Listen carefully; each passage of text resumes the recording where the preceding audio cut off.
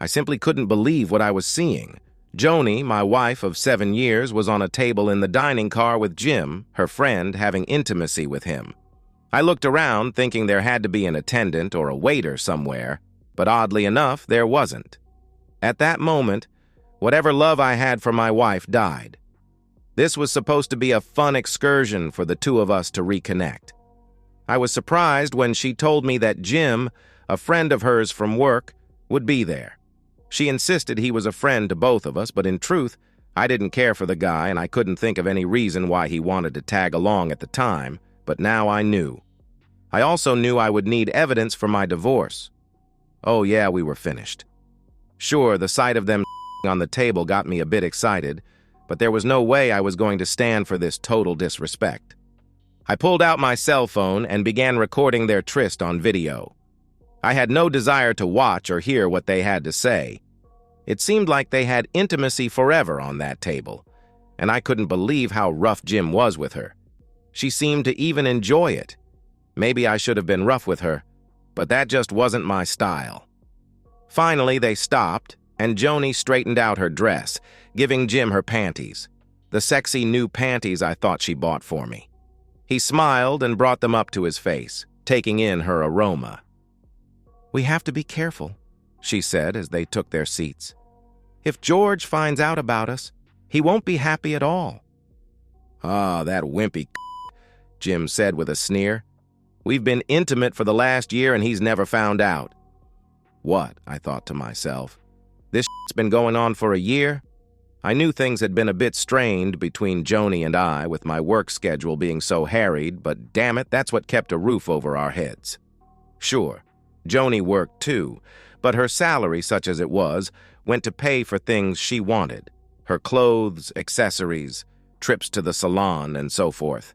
That was the whole idea of taking a few days off to travel a bit by rail and see the sights and spend time in each other's arms.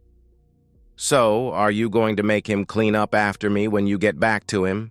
Jim asked. "That would be so wicked, wouldn't it?" she replied. "Did you do like I said about the birth control?" he asked. Joanie nodded her head. "Yeah, I quit taking it so you could knock me up. I told George I was on my period this week, so he won't be expecting any intimacy." They both had a good laugh at that. "So why do you stay with him?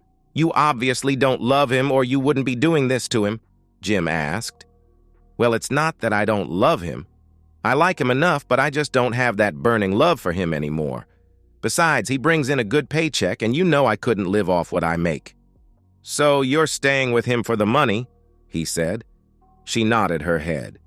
"Pretty much. Hell, I could never afford the accommodations he got on this trip, and neither could you. So, when do you want to get together again?" he asked. "I don't know, maybe later this evening after he goes to sleep," she replied. I saw and heard enough, and ended the video. I made my way back to the sleeper car where Joanie and I stayed and considered my options. Divorce was a given, but there had to be something more. Both she and her idiot boyfriend needed to pay. I called Fred, my lawyer. "Fred Juergens," the man said as he answered the call. "Fred, this is George. I need you to start preparing divorce papers for me, and I want the prenuptial enforced," I said. "Divorce? Are you sure about this?" Fred asked, surprised. "I've never been more sure of anything in my life," I said. "On what grounds?" Fred asked. "Adultery? I have video I can send you if you need proof." "Yeah, do that. I've got the prenup here, so it shouldn't take too long to get it set up. When do you want her served?" "The sooner the better. We'll be back in Springfield in a couple days, so maybe you can have her served at the train station. I also need to find out what I can about her boyfriend, Jim Simpson. He works with her." "I'll get our investigator on it. Send me the video and I'll take a look. Don't do anything stupid, got it?" "Yeah, right. You know me," I answered. "Yeah, I do. That's why I said not to do anything stupid." Fred always made me laugh. We ended the call and I sent Fred the video. Then I sat back and thought for a minute about what else to do. I pulled out my tablet and connected my phone to it. After transferring the video to the tablet, I turned on the phone's hotspot and used that to connect my tablet to our home network through a VPN, or virtual private network. I had that set up some time back so I could safely access my files from anywhere in the world. The first thing I did was log into our banking and do the typical dance, closing joint cards, moving funds around, etc. I didn't want to take any chances, even with the prenuptial agreement. I had another evil thought. Joanie liked to use the home computer for her personal emails. Fortunately, she wasn't too bright about things like security, so I was able to log into her webmail account with a couple clicks. I copied the video first to the tablet, then to the home computer. With her webmail client open, I wrote an email trying to sound like her. I used a cheesy subject line that sounded like hers, like, "Check out my fun train trip." In the body, I wrote, "Check out what I do while my clueless hubby sleeps." I then attached the video to the email and sent it to everyone on her contact list. That's right, friends, family, her coworkers, you name it. I looked it over for a minute, then hit send. Forget it, I thought to myself. I opened the door to our compartment just in time to see one of the attendants. I motioned for him to come over when he looked up at me. "Is everything all right, sir?" he asked. "Well, my wife says she wants to move to another cabin. Can you tell me what cabin a Jim Simpson is located in?" The attendant consulted his tablet for a moment before answering. "You want your wife's stuff moved into that cabin? Are you sure? That's in the economy class and isn't anywhere near as nice as this." "That's life," I said. He nodded his head in understanding. "I see. Sure. I'll help you get her stuff packed up." We worked fast, not really caring how nice her clothes were packed. Once we finished, I helped the attendant take her stuff to his cabin, which was less than half the size ours is. I laughed as I tossed her things on his little bunk bed. Let her deal with that, I thought to myself. "I'll need to make her a new key card," he said. He grabbed a white card out of his pocket and slid it through a magnetic writer connected to his tablet. He looked at me when he finished. "Do you know where she is?" he asked. I nodded my head. "I know where she was the last time I saw her," I said. "Lead on," he said. We made our way through the train and entered the dining car. Joanie and Jim were still making goo-goo eyes at each other when we came up to them. I sat down in one of the chairs at the table, and the attendant got Joanie's attention. "Yes?" she asked, looking perturbed. "I need to give you your new key card and collect the old one." She looked surprised. "What do you mean?" she asked. "Apparently there was a mix-up in cabin assignments, so I need to give you your new key," he said. This guy was as cool as a cucumber, I thought. Aggravated, Joanie pulled out her key card and handed it to the attendant. He smiled and gave her the new card. "Thank you," he said. "Have a nice trip." He turned and walked away. Joanie looked at me, angry. "What the hell are you doing?" she asked. "I'm just making it easier for you and Jim to play around," I said. Her eyes grew wide. "What do you mean?" she asked. "You think I don't know about the two of you?" I asked. Joanie started to look nervous. She glanced at Jim and he looked perturbed. He looked at her key card and noticed the cabin number. "Wait, that's a key for my cabin." I nodded my head. "I figured that way you two wouldn't have to be intimate on the dining room table. I realize it may be a bit cramped, but that's the way it goes. By the way, did Joanie ever tell you about the prenup she signed when we got married?" "What are you talking about?" Jim asked.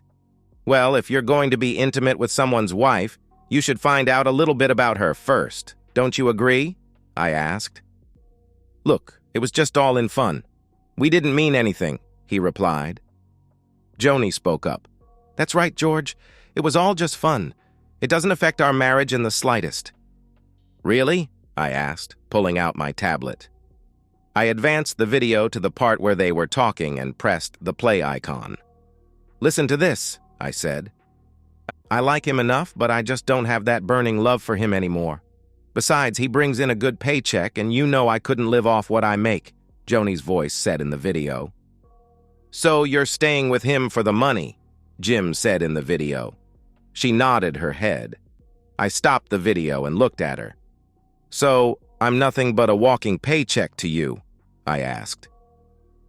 "Sweetheart," she began. I stopped her. "You don't ever get to call me sweetheart, dear honey, or anything else. I don't think you should even call me by my first name. I think you should call me Mr. Duvalier. And since you don't consider yourself married to me, I'll be taking these," I added, pulling her wedding and engagement rings off. "And I'll be taking this," I added, grabbing her purse and removing her house key from the large key ring she kept there. I took my wedding ring off and placed it in front of Jim. "You can have this. I have no further need of it. The prenup that she signed, Jim, says that in the event of infidelity, the guilty party, in this case Joanie, receives absolutely nothing. I'll let her have her clothes and her jewelry, but that's it. I don't think she'll be able to keep up with the payments on her car. Fortunately, I had the paperwork done in her name, so it'll be her credit rating that takes a hit." "You bastard," he said, starting to stand up. I grabbed a fork and moved to stab his hand. He sat back down. "Don't mess with me, idiot," I said. "Please," Joanie said, tears welling up in her eyes. "Mr. Duvalier, please don't do this. I've learned my lesson. Can't you forgive me and we can put this behind us?" "No," I said, rewinding the video to the point where they began talking about knocking Joanie up. I played the video so they both could hear clearly. "The two of you have been doing this to me for a year, and you plotted to get knocked up by Jim and pass the kid off as mine," I hissed, looking at Joanie. "Right now, I hate your guts, and I wish to God I'd never laid eyes on you." I looked at Jim before speaking again. "You wanted the lying, cheating woman. You got her. Good luck. I imagine she won't be getting much support from her family and friends." "What do you mean?" Joanie asked. I shrugged my shoulders. "Check your email," I said. She pulled out her phone and opened her mobile email app. Her eyes grew wide. "What did you do?" she asked. "I just shared your memories with your family and friends. You looked like you were having such a great time. I just knew you'd love to share it with others." "You bastard. My parents just disowned me and my sister says she never wants to see me again. My friends think I'm a two-bit slut and they all hate me now." "Can you blame them?" I asked calmly. "I gave you 7 of the best years of my life. I loved you exclusively all that time and never even thought of another woman. Worked my off for you. Bought that big house you just had to have, bought you that new BMW. I never once complained when you spent all of your money on yourself, and I never complained when you went out supposedly to be with the girls. And what did I get in return? You rip my heart out, you cheat on me, and you kill our marriage. So I don't blame them one bit." "Please, just give me another chance," she begged. I shook my head. "No, you could have ended this at any time, but you chose not to. So this is the end of the line. You chose your bed, now you get to sleep in it. I hope it was all worth it to you. I expect you'll be served when we hit Springfield. Just sign the papers and be done with it. Then you and Jim can intimate with each other to death for all I care." "Mr. Duvalier, is there anything I can do to make this up to you? I'll do anything." I stood up and thought for a moment before answering. "Yeah, there is one thing. Actually, 2 things." Her eyes lit up in anticipation. "Eat and die." She collapsed in tears as I turned and walked away. I fought back tears as I made my way back to my cabin. After I closed and locked the door, my phone rang. It was her parents. Apparently, they saw the video I sent them. "George, what the hell is going on?" Joanie's father, Cliff, asked. "Hi, Cliff. I caught your daughter having intimacy with another man. I took the video and I sent it to you. I'm having divorce papers drawn up based on the prenuptial. I expect she'll be served when the train hits Springfield. I wanted you to know why I'm divorcing her." "Isn't there any way you can overlook this?" he asked. "I mean, divorce is so drastic." "No, Cliff. If you listen to what your daughter and her lover said, you'll know there's no way I can get past her cheating. I'm nothing but a paycheck to her, that's it. She even wanted to have me raise some other man's child." "That stupid girl," he said. "So, I hear you disowned her," I said. "No, I asked her to give me one good reason not to disown her. I'm still waiting," he replied. "Well, for what it's worth, I'm glad that you had us sign that prenup," I said.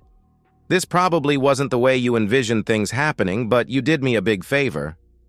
"I'm sorry, George. You're right, and I've since grown to love you like the son I never had."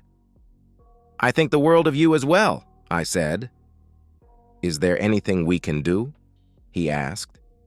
"Actually, there is. Do you guys still have that extra key to the house I gave you?" "Yes, we do," he said. "Would you mind getting a truck and picking up her stuff out of the house? I won't be in town for another couple of days, and I don't want her in the house. I'll reimburse you for the truck." "Sure, we can do that. What about her car?" he asked. "You can take that as well, but I'm not sure how long she'll be able to keep it. Maybe you can teach her how to do a budget, or maybe she can trade it in for something she'll be able to afford." "Okay," he said. "Look, George, I'm really sorry about all this." "Not your fault," I said. We said goodbye and ended the call. The phone rang the second I put it in my pocket. It was Joanie's cousin, Lisa. I answered the call. "What do you want, Lisa?" I asked. "So you finally know about Joanie?" she asked. "Yeah," I said. "I take it you're going to divorce the no-good woman?" she asked. "Of course, already have things in the works." "Good. You know I've always had the hots for you." Truth was, I found Lisa to be smoking hot as well, but I was married to her cousin, so that made her off limits. "Well, you're pretty hot yourself," I said.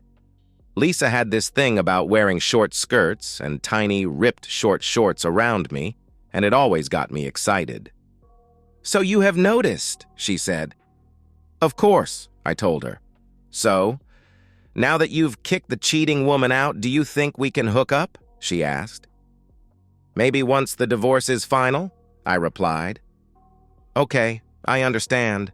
I've waited 7 years for you, so I guess I can wait a few more months. Then I'm going to blow your mind and take care of you in every way. I'll see you when you get back." The call ended, leaving me feeling excited.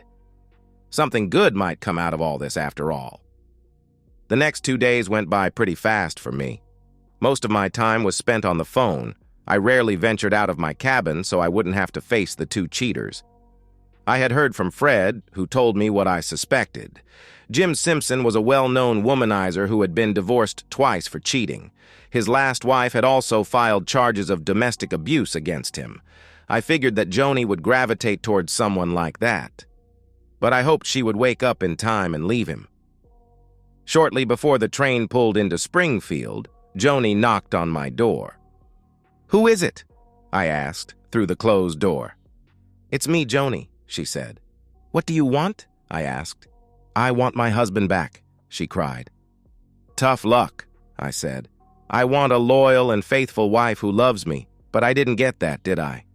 "Please, I made a mistake," she cried. "You went way beyond mistake. Get out of here before I call security. You're supposed to be in the economy section," I replied. "Please, can't we just talk?" she cried. "No, go away. I never want to see you again." I heard her sniffle as she walked away. A part of me was sad for her, but I really didn't give a shit. She brought this all on herself with her lying, cheating, and disrespect. I got off the train and looked around to see if I could spot her and Jim. I saw them a few cars away, getting off the train. Neither one of them looked too happy. Tough shit, I thought to myself. As I looked, a man approached Joanie and handed her a manila envelope. She opened it, then collapsed in tears. I smiled and walked away. I got in my car and made my way home. I noticed that Joanie's car was gone and all of her stuff had been taken, including a few pieces of furniture she had when we first married. I put my things away and went through the house, taking down all the pictures that included her. I wanted nothing to remind me of the cheating woman. A couple of hours later, I heard a knock on the door. I looked through the window and saw Lisa. God, she looked hot in those shorts. I opened the door and let her come in. She carried a large dish of something that smelled like lasagna. She walked in as though she owned the place and set the dish on the kitchen counter. When she turned back to me, I looked her over. She wore a short t-shirt that came just below her breasts. Her shorts were shorter than I remembered, with just a tiny bit of material between her legs. "I wanted to make sure you had something good to eat. I don't want you to get hungry," she said. "Thanks, Lisa, I appreciate that." Her eyes sparkled as she smiled. "Would you care to stay and have dinner with me?" "I'd love to," she said. "You go get washed up, I know where everything is." I headed upstairs and washed myself up quickly before going back. By the time I got back, the table had already been set and Lisa had even poured us each a glass of wine. I pulled out a chair for her and admired her shapely thighs as she sat down. She grabbed my plate and dished out a nice chunk of lasagna, which was thick with meat and dripping with layers of cheese. This took a lot of work on her part, I thought. After she dished herself a small portion, I looked at her. "This looks delicious," I said. "Thanks. I love to cook, especially for someone I truly care about." Indeed, the lasagna was as tasty as it looked, and I ate every bite, even cleaning the plate with a piece of garlic bread she made. "You must have been hungry," she said. "There's no way I'm wasting food this good. That was the best lasagna I've ever tasted." She smiled as she came next to me. "I'm glad you liked it," she said, sitting in my lap. "There's lots more where that came from. And maybe someday I'll even bring you dessert," she added, lifting her shirt up to reveal her nicely shaped B-cup breasts. "I need to get home and feed my cat, but I'll be by tomorrow." "I can't wait," I said. She smiled as she stood. "This is just a preview of what I have in store for you. I guess I'll just have to let little George take care of me until your divorce is final." "Little George?" I asked. "That's what I call my vibrator. I like to fantasize about you being intimate with me while I use it on myself." "I see. Well, let's hope Joanie doesn't fight the divorce." We kissed for a while before Lisa left. Fortunately, Joanie didn't fight the divorce. Apparently, she realized I had her dead to rights and decided to end the marriage. The two of them were able to keep their jobs, but from what I heard, it was by the skin of their teeth. She signed the paperwork and called me to apologize and tell me that it was a done deal. Fred called to let me know the signed papers were filed and I would be a free man in 30 days. Was I happy? I was glad to be rid of a cheating wife, but a part of me felt like something was missing. I had loved this woman exclusively for years and had hoped to retire with her, surrounded by children and grandchildren, but that wasn't meant to be.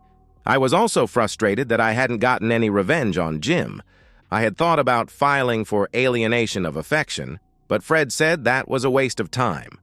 I thought about beating him to a pulp, but decided against it, since I had no desire to go to jail.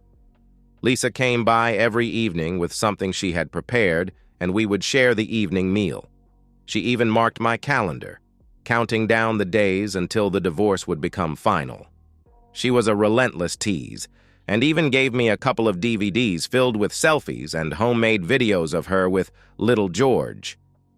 Soon enough, the 30 days were over, and I got the paperwork saying it was a done deal. I was surprised that I didn't hear anything from Joanie, as I figured she would have called or done something stupid by now, but she didn't. Lisa didn't wait for me to call.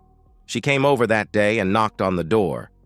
I thought that strange, as I had already given her a key to the house and told her she was welcome over any time. I opened the door and got the shock of my life.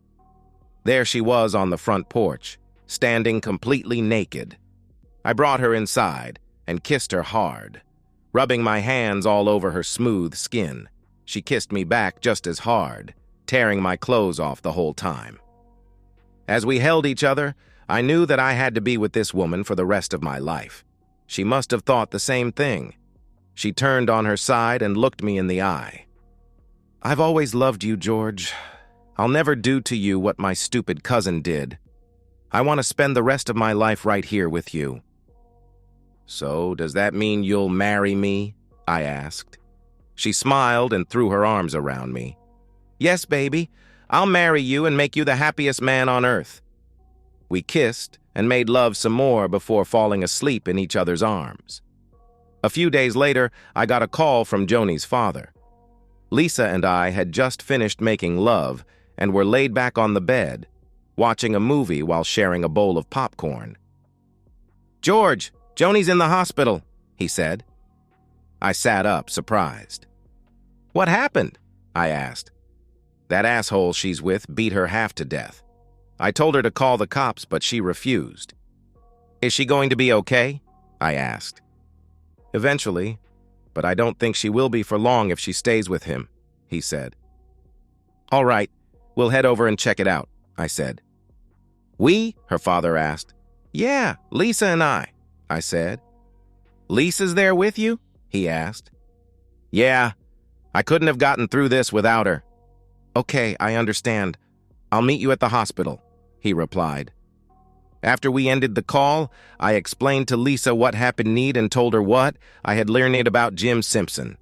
We were both pissed at Joanie for what she did, but neither one of us wanted her physically hurt. We cleaned up, dressed, and headed to the hospital. After talking to the nurse, we were led to her room. She looked horrible. Her face was black and blue, and one eye was swollen shut. One arm was in a cast, and an IV was dripping fluid in the other. She moaned weakly as we came into the room. I wanted to hold her and tell her everything would be okay, but didn't. "Mr. Duvalier," she said, a tear streaming down her cheek. I held up my hand to stop her. "George is fine," I said. "What happened?" "Jim wanted to use my car to take his date out, and I told him no. He got pissed off and started hitting me, calling me names. I told him that was my car and nearly half of my check goes to making the payments, and there's no way I'd let him use it to impress some woman. He wouldn't stop beating me until I threatened to call 911. That's when he took off. I don't know where he is. I had a real hard time breathing and my chest hurt real bad, so I called 911 and they came and brought me here." "Did you tell the cops what happened?" Lisa asked. "No, I was afraid to. I thought if he was taken to jail, he'd kill me when he got out." I shook my head at the thing I was hearing. "So let me get this right. You ran off to live with the guy you were cheating on me with, and he's now cheating on you. Is that right?" She sobbed as she nodded her head. "Yeah, I really messed up, didn't I?" "Yes, you did," Lisa said. "But you don't deserve this. He committed a crime and he needs to be locked up." "Joanie," I said, "did you know he has a history of domestic violence?" "I knew he could be a bit rough, but no, I didn't," she said. Lisa wrapped her arms around her cousin and tried to comfort her. Joanie noticed the diamond ring on her finger. "Are you engaged?" Joanie asked. Lisa smiled and nodded her head. "Yeah, George and I are getting married." Joanie began sobbing, her tears soaking Lisa's t-shirt. "But you're still my cousin, and I still love you even though I think you're a stupid woman for what you did to George." Just then, Joanie's parents came into the room. They were furious when Lisa and I told them what happened. "All right," Cliff told Joanie. "We'll stay here with you, and we'll move you back into the house when you get discharged. You'll stay with us until you can get back on your feet." He looked at me and motioned me into the hallway. "What do you know about this Simpson guy?" he asked. I told him what I had learned from Fred, and he nodded his head, taking mental notes. "And you say he works with Joanie?" "Yes," I said. He nodded his head some more. "Okay, I'll take care of Simpson.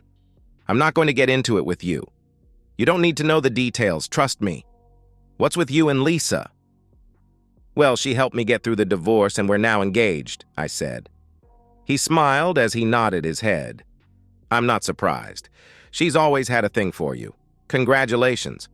At least you'll still be a part of the family." "Thanks. Is there anything I can do to help with Simpson?" He shook his head. "No, I got this covered. Besides, you're going to be married soon, and the last thing Lisa needs is to have her new husband in jail. The less you know, the better." Cliff went down the hall talking to someone on his cell phone. I headed back into Joanie's room. Joanie's mother looked at us. "I'll stay with her tonight," she said. "Cliff will arrange to get her things from that man's apartment. Thank you for coming by." "You're welcome," I said, giving her a hug. Joanie looked at me with tears in her eyes. "I'm so sorry," she said, "for everything. Can you forgive me?" I thought for a moment before speaking.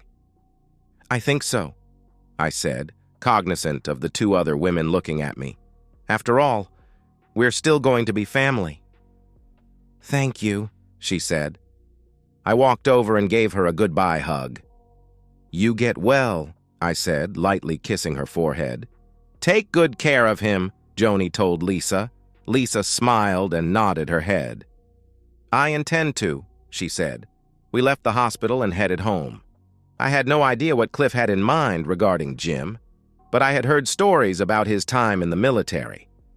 I also knew he had friends in high and low places, so I kept an eye on the local news, even checking the obituaries.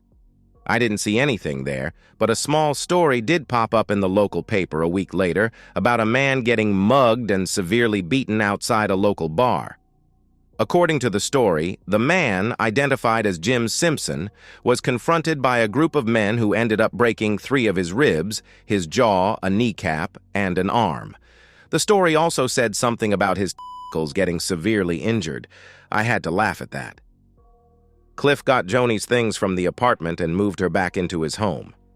Her parents hated what she did to me, but she was still their daughter, and they still loved her. Lisa and I married a couple of months later. Since her parents had died several years ago in a car crash, Cliff walked her down the aisle and shook my hand. Joanie came with her parents and cried as the preacher pronounced us husband and wife. We had a great honeymoon in Las Vegas, where Lisa screwed my brains out as often as she could. After we got back, we moved her things into the house. She decided that since I made more than enough for the two of us, she would quit her job. "I have a new job now," she told me. "What's that?" I asked. "Keeping you happy?" she said with a wicked smile. And she did. Then one day, a few months later, she hit me up with the 4 words every husband dreads. "We need to talk," she said after I came home from work. "Is something wrong?" I asked, dreading her response. "Well, we'll need to remodel one of the bedrooms." "Why?" I asked. She smiled. "Because you're going to be a daddy." I jumped for joy and wrapped her in my arms, covering her face with kisses. "Are you happy?" she asked. "I'm the happiest man in the world," I said. "Then take me upstairs and show me just how happy you are, big guy," she said. I did, again and again. Yeah, I thought, sometimes life hands you lemons, and sometimes you get something much better in return. And so, we've reached the end of today's story. Was it what you expected, or did it take a twist you didn't see coming? I'm curious to hear your thoughts. Share them in the comments below, and let's get a conversation going. If this story kept you hooked, make sure to hit that like button. And if you're new here or just haven't subscribed yet, now's the perfect time to join our community. I bring you fresh, captivating stories every day, so click that subscribe button and turn on notifications so you never miss out. Thanks for watching, and I'll see you in the next one.